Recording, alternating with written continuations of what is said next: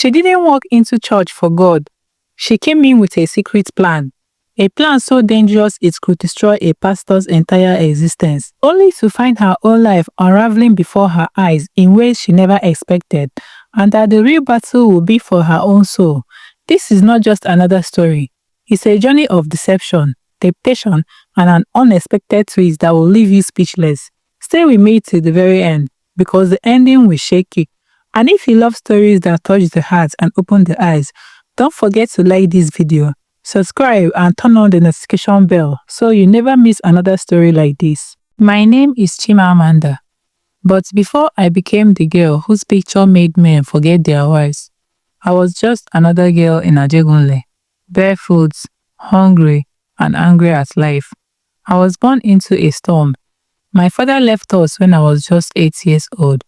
I still remember the night he walked out. My mother was begging him, nearly on the cement floor with her wrapper half tied. "Please, Akin," she kept saying. "The children need you." But he didn't turn back. He slammed the door, and that was the last time we saw him. After he left, everything changed. We live in a one-room face me, I face you compound. 5 of us. My mom, me, and my 3 siblings slept on a mattress, squeezed like clothes in a suitcase. The walls were stained with old rainwater, and every time it rained, our zinc roof sang a song of suffering. We used buckets to fetch the water leaking from the ceiling. If you were unlucky and forgot your slippers outside, you would walk barefoot in the flood that turned our street into a small river. We had no fridge, no television, and sometimes no food. I remembered one evening when we had only garri and salt in the house. My mom tried to make it taste better by adding hot water and calling it pap. She smiled while we ate, but I saw her wipe tears with the back of her hand when she thought we weren't looking. My mom was a strong woman. She washed clothes for people.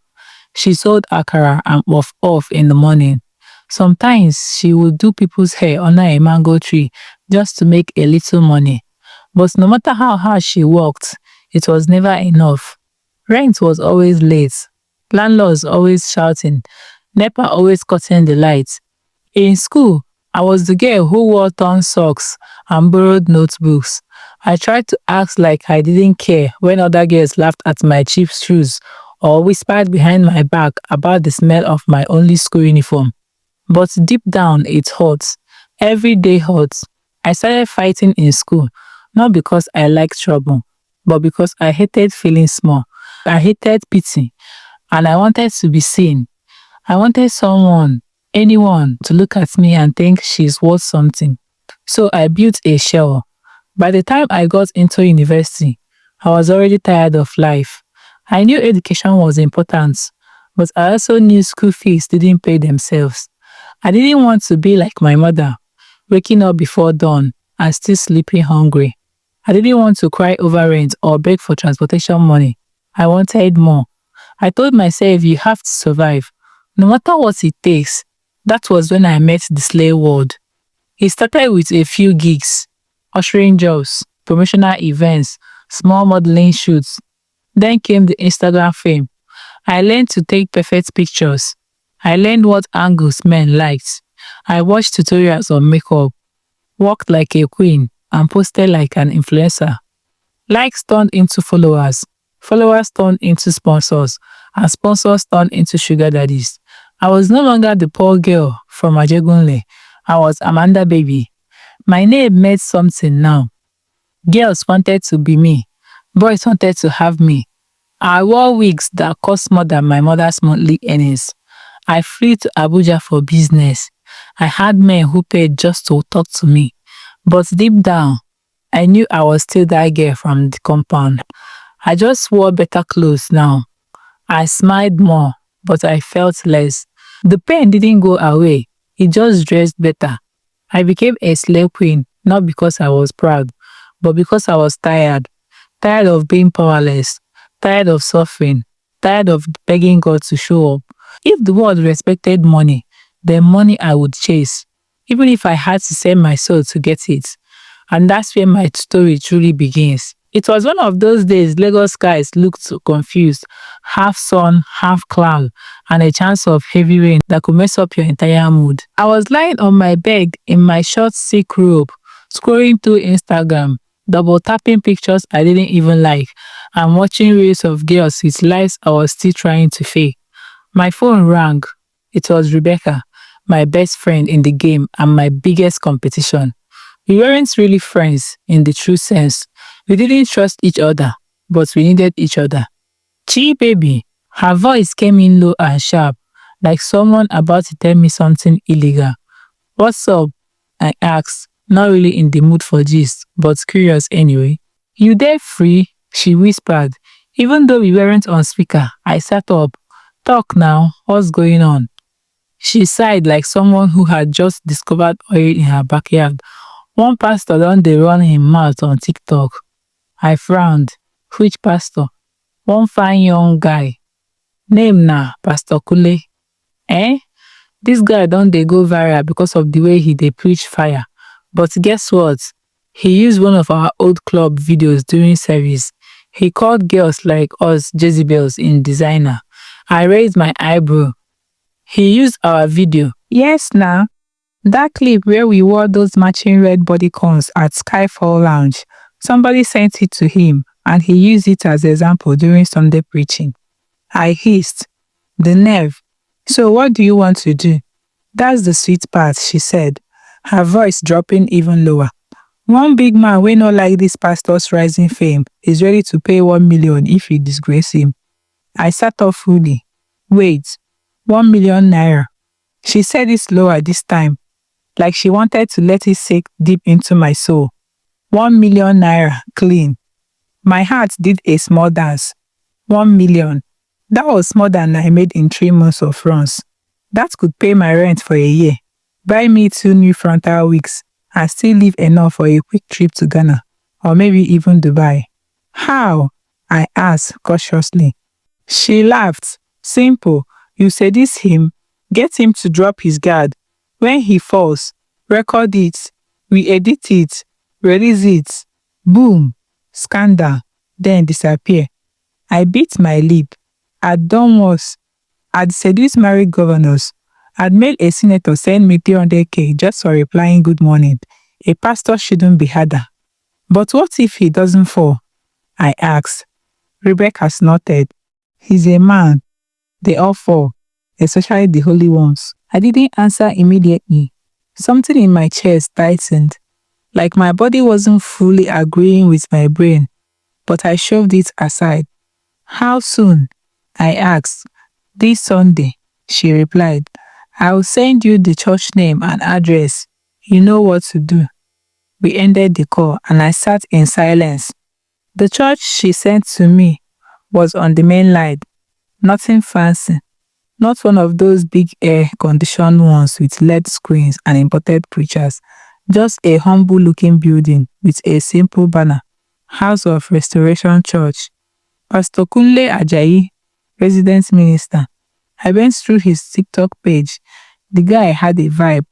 He was young, maybe in his early 30s, and passionate. His messages weren't boring. He didn't just talk, he pierced.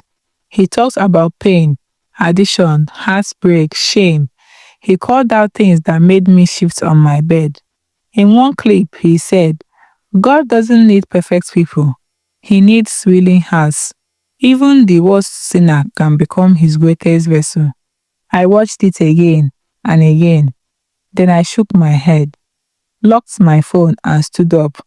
Focus, Amanda, I told myself. This is just another gig. We have seen plenty like him. Preachers are the easiest.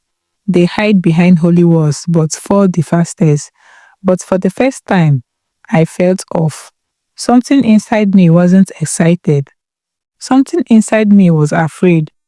But I had learned long ago, never listen to fear. Fear doesn't pay rent. Fear doesn't buy data. Fear doesn't keep you slaying. 1 million was on the line, so I began to plan. I took my time getting ready that Sunday. If I was going to pull this off, I had to play the role of a confused soul perfectly. Not too flashy, not too dull. just enough holy confusion to make me believable. I chose an ankle-length black skirt that hugged my hips but had a slit slightly creeping up the side. Modest but dangerous. My blouse was soft chiffon, loose enough to look innocent, but tight enough to bounce if I moved the right way. I tied a scarf over my wig for that radiancy star effect and added just a little mascara to bring life to my lashes. No lipstick, just lip balm. I looked at myself in the mirror. Perfect. I didn't look like Amanda Baby, slay queen of Lagos nights. I looked like Chimamanda, the broken girl seeking God. I got to the church before service started. It was a simple building, painted cream and brown, with plastic chairs arranged under a large tarpaulin. No AC, just standing fans, open windows, and ushers in white shirts, smiling like they were paid in heaven's currency. I walked in slowly, head down, like someone carrying the weight of 100 sins. One usher led me to the second row. I made sure to sit where Pastor Kunle could see me clearly. He hadn't arrived yet, but I was ready. The worship team began to sing slow, sweet melodies that filled the space like perfume. People were lifting hands, some crying, others on their knees. I stayed seated, pretending to be lost, and he entered, Pastor Kunle, tall, dark-skinned, neatly dressed in a white shirt, dark trousers, and a pair of simple brown shoes. He didn't look like the flashy pastors with gold rings and designer suits. There was a quietness about him, calm, confident, pure. He took the mic and then he spoke, not with volume, but with weight. God is still writing your story, he said, even if you feel like you have messed up the last few chapters. I felt something shift. I reminded myself it was just words, just vibes. I needed to focus on the mission. But the more he preached, the more the walls I had built over the years started to tremble. He didn't shout, he didn't condemn. He spoke like someone who had been through things, like someone who had cried before, like someone who knew what it felt like to be lost. He looked straight at the crowd and said, "You are not your past. You are not your pain. You are not what they called you. You are who God says you are." I blinked. Why did that hit me? I looked down at my hands. My fingers, perfectly manicured, trembled slightly. I told myself that I was just reacting to the heat. Maybe the fans weren't enough. Maybe it was the glue from my lashes. Anything but what it felt like. Conviction. People stood and walked forward slowly, heads bowed. My plan was to go to act broken, but now the acting started to feel real. When I stepped forward, I didn't have to force the tears. They came on their own. I remembered my mother's struggles, my father's abandonments, the men I had used, the way I had used myself, and the hollow space in my chest that money never seemed to fill. Pastor Kunle came forward to pray for people. When he stood in front of me, he didn't say much, just 3 words. God sees you. That broke me. I nodded like I understood, but I didn't. How could he see me? Me, liar, manipulator, slave queen for hire. I went home that day confused, not because the plan was failing, but because I was starting to fail at following the plan. The next Sunday, I went back, not for the money, not even for Rebecca, but for something I couldn't name. And week after week, I returned. Each time, I dressed more modestly, not because I had to, but because my desire to attract was slowly fading. I wasn't trying to seduce anymore. I was trying to understand. Why did I feel peace in this place? Why didn't Pastor Kule ever stare at my body like other men? Why did his words make me feel seen, truly seen, for the first time in years? I found myself singing during worship, not miming, singing. I even started journaling again, like I used to in secondary school before life got hard. And the most dangerous part, I began to hope. Hope that maybe, just maybe, I could be more than Amanda Baby. Maybe I could be me again, whoever that was.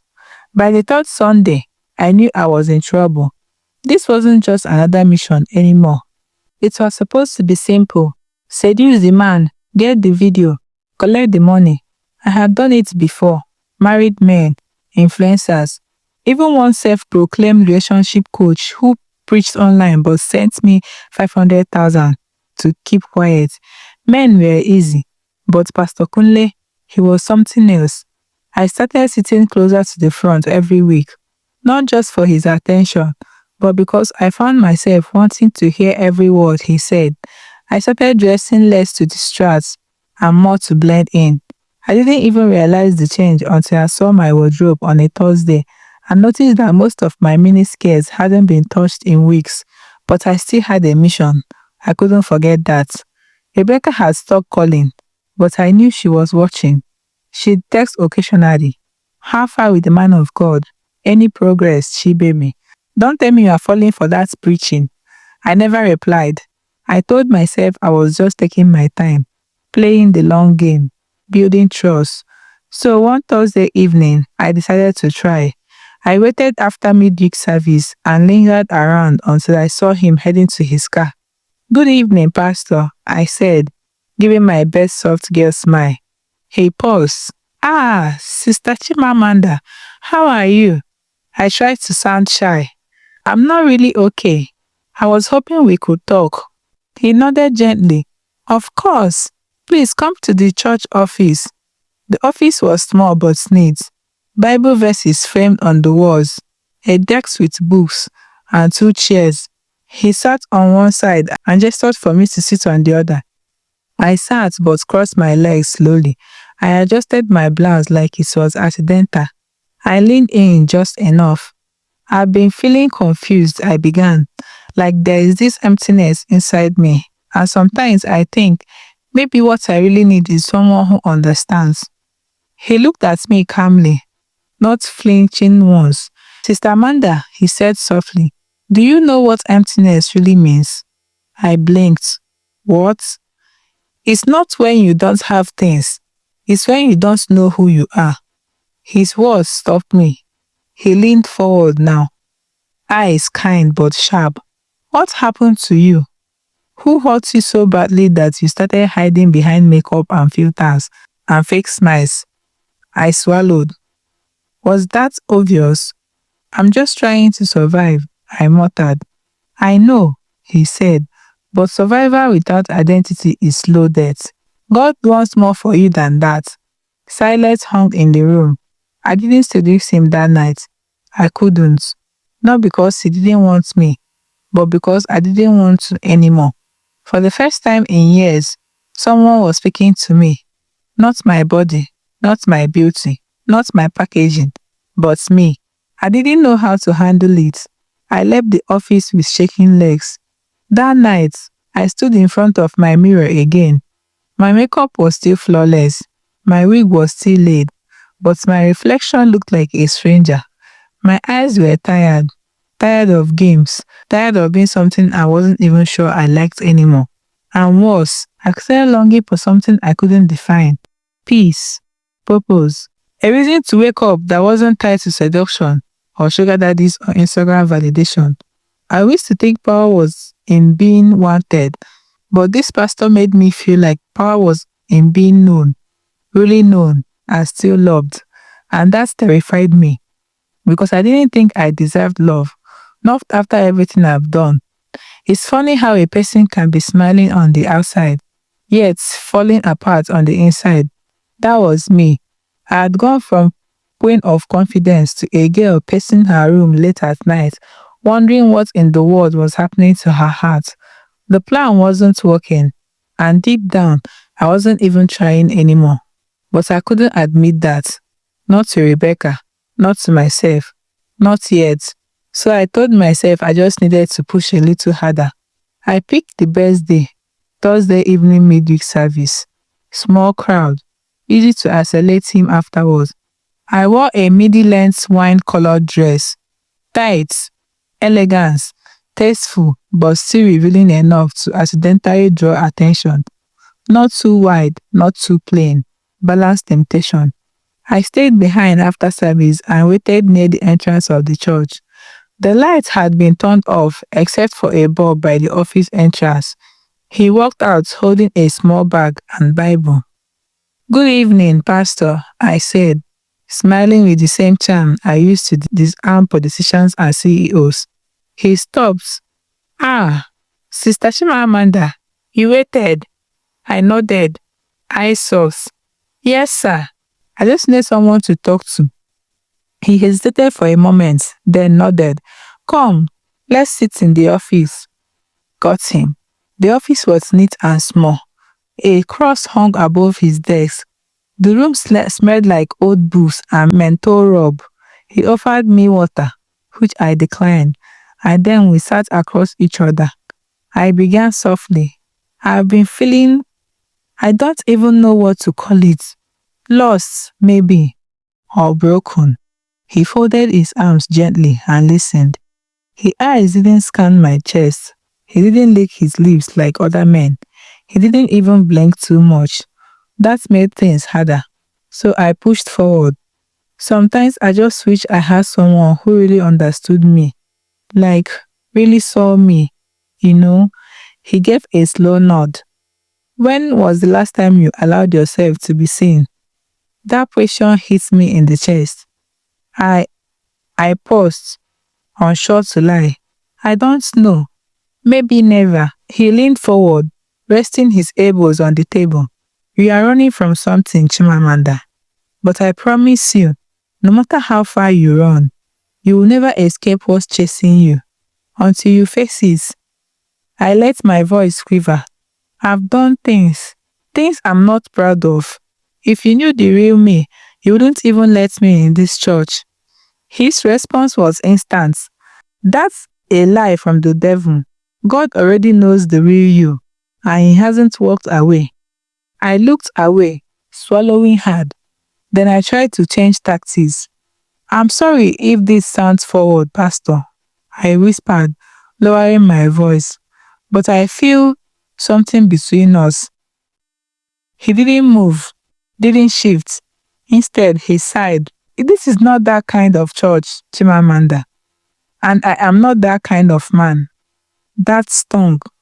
Not because he rejected me, but because deep down, I was hoping he would. I needed someone, anyone to tell me no, to remind me that I was more than a body and a smile. He stood up, walked over to the bookshelf and pulled out a small book. He handed it to me. It's called Redeemed. Read it. Take your time. There is more to your story than pain. I left the office quietly, book in hand. Outside, the streets were dark. Yellow bulbs buzzed over shop fronts. Downfall buses honked as they passed by. But inside me, the noise was louder. What was happening to me? Why didn't I feel powerful anymore? I reached home and locked the door behind me. My room looked different, like the light has changed, or maybe I had. I sat on my bed and opened the book. It wasn't deep theology, just stories, testimonies, girls who had walked the same road I was walking, girls who had traded their self-worth for money, girls who found God in hotel rooms, behind club speakers, and in the quiet moments they thought they were alone. I read until my eyes burned, and when I finally closed the book, I whispered out loud, "Who am I becoming?" Then I stood and walked to the mirror. This time, I didn't admire the curve of my hips or the glow of my highlighter. I looked straight into my eyes. They looked tired, not from makeup, but from wearing a mask for too long. I began to cry. Silent tears. No music, no filters, just raw, salty grief. For the girl I used to be, for the girl I pretended to be, and for the girl I was slowly becoming. That night I prayed. I didn't kneel. I didn't quote scriptures. I didn't even say amen. I just said, God, if you are real, please don't let me go back. Then I slept. The first real sleep I'd had in weeks. I ignored the webcast messages for a full week. I thought maybe if I stayed quiet long enough, he'd forget. Maybe she find someone else for the job and move on. But girls like Rebecca don't forget. And when the money on the table is sweet, they don't let go. She called me on a Tuesday morning. I let it rang out. She called again during church. I declined. She called again during lunch. I declined. She didn't call a third time. She came. I was at home scrolling through the reading book Pastor Kunle had given me again, this time underlining parts with a red pen, when I heard sharp knocking at my door. Not polite knocking, angry knocking. I opened the door, and there she stood, Rebecca, full makeup, lashes coiled, gold chain on her neck, and fury in her eyes. Chi, she said, walking in without invitation. What is going on? I closed the door quietly and didn't respond. She threw her bag on the bed and faced me. Where is the footage? I tried to stay calm. I didn't get anything. You didn't? She laughed bitterly. You have been going there for over a month, and you mean to tell me you haven't even gotten one small scandal to shake this guy? I'm not doing it anymore, I said slowly. Rebecca blinked. What? I said I'm done. She stared at me like I had grown horns. You are joking. I'm serious. So just like that, 1 million naira gone. Do you know how many people are waiting to collect that tape? I don't care, I whispered. I can't do it. He's not like the others, Becky. He's real. His life is real. His calling is real. And for the first time in years, I feel like I'm becoming real too. She scoffed. Amanda, baby, you are catching feelings for a pastor. I shook my head. It's not feelings. It's peace. She rolled her eyes. Peace doesn't pay rent. Peace doesn't buy wigs. Peace doesn't fly you to Dubai. We came from the same gutter. Don't forget that. I know where I came from, I said firmly, but I don't want to stay there forever. I'm tired of pretending, tired of lying, tired of chasing things that never last. Rebecca looked at me long and hard. Then she grabbed her bag. You are soft now. That's your problem. She spat. This word will eat you alive. Then let's eat, I replied quietly. At least I'll die knowing I chose the right thing for once. She slammed the door as she left. I sat down slowly. My hands were shaking, but I felt lighter than I had in years. Like a weight had been lifted. Like I could finally breathe without holding my chest. I opened my phone and scrolled through my gallery. Photos of me in yachis, hotel mirrors, expensive restaurants, club lights, private jets, hundreds of smiling faces. None of them real. Then I opened the folder of secret videos. Ones I had taken at the church, clips of Pastor Kunle praying, preaching, laughing with members, reading scriptures to a widow during after service counseling. The plan was to find a moment I could twist, a clip that could be used against him. I watched them all. Not one showed anything but purity. I hit delete, one by one, until every video was gone. Then I blocked Rebecca's number. That night, I went back to my journal, the same one I had abandoned since 300 level in university. The one where I used to write poems about pain, God, and boys who broke promises. I wrote, Dear God, I don't know if you still care about girls like me, but today I stopped pretending. Today I chose peace. I chose truth. I want to be new. Please don't let me go back. The next morning, I woke up early. No makeup, no lashes, no performance. I wore a simple gown, tied my natural hair into a bun, and carried my journal under my arm like a Bible. I walked into the church during prayer hour. Only a few people were around. Pastor Kunle wasn't preaching yet. He was on his knees, praying softly into the mic. The room was filled with music and quiet weeping. I went to the front slowly, my feet trembling. I didn't kneel at the altar to seduce. I knelt to surrender, my face on the floor, my heart open, my shame there. I cried loudly, ugly tears, the kind I had held in for years. And as the music rose, something inside me broke, and something new began. I didn't need to look up to know I was home. I didn't get up from the altar immediately. I stayed there, face to the floor, arms linked by my side as the worship continued around me. I didn't care who was watching. I didn't care if my makeup was gone, if my wig had shifted, or if someone recognized me as that there from Instagram. For the first time in my life, I didn't need to perform. I just needed to be real. Someone came and laid a soft hand on my back. Then another. I didn't know who they were, but their touch wasn't judgmental. It was gentle, comforting, like they weren't shocked by my pain, like they had carried their own too. After a while, Pastor Kunle's voice came through the mic, quiet but clear.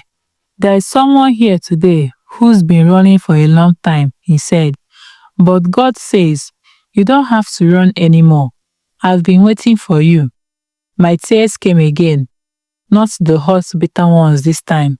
These were different, cool, quiet tears, the kind that feel like a fresh breeze after a long storm.